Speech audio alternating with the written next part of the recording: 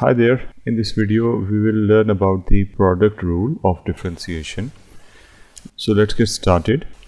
This is the derivative of a product, and for that we can assume that if there are two functions, that is small f and small g, and if they are differentiable at a certain point, for example x, then we can do the differentiation of a function which is the product of these two functions, that is f and g.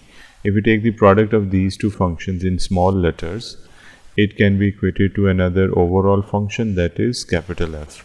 And if we are to differentiate this function, we can do this in this way, that primarily we introduce the independent variable which has a certain value at which it is going to be differentiated.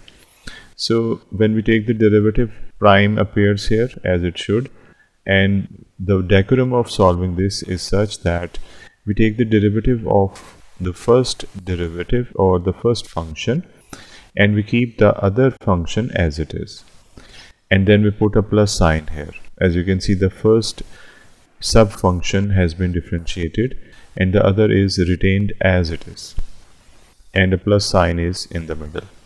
Then it is the turn of the other variable, other function, and that function is gx.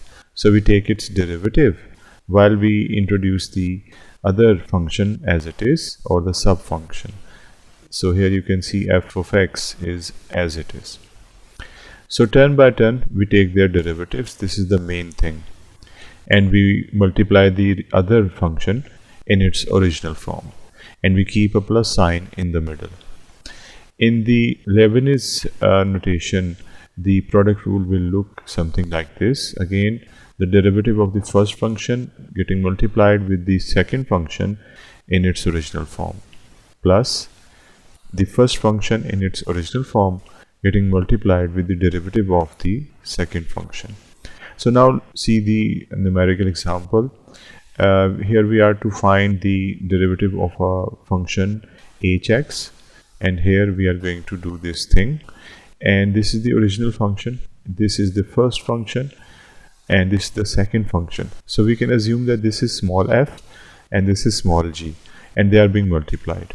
So this is the rule that we already understood, and for that we have the value of gx, here it is, we have the value of f of x, here it is, but we do not have the value of f bar x and g bar x. It is wiser to solve them separately and then put their values in the formula.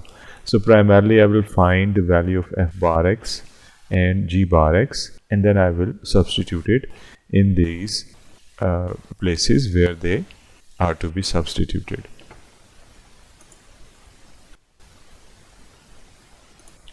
So here we are, the derivative of fx function. Here we have taken the derivative, and you can see that difference rule will be applied here because there is a minus in between these two functions. So minus remains, and we took the derivative of this function. So this will be the result once we do this, and in the same way the derivative of the other function, that is gx, will be found and will get g bar x. So here we are, g bar x of this function, and g bar x will be equal to this. You can pause the video and see that how the sum rule has been applied, because we have understood the sum rule, the power rule to solve these. Now we are going to put the values. Here you can see the formula requires the derivative of the first function, and here we have written this derivative of the first function. G of x is written as it is, f bar fx is written as it is, this plus sign is also retained, and g bar x is written here as we found this value before. So the remaining steps are simply the simplification of the algebraic function that we have developed, and here we are before plus sign and after plus sign.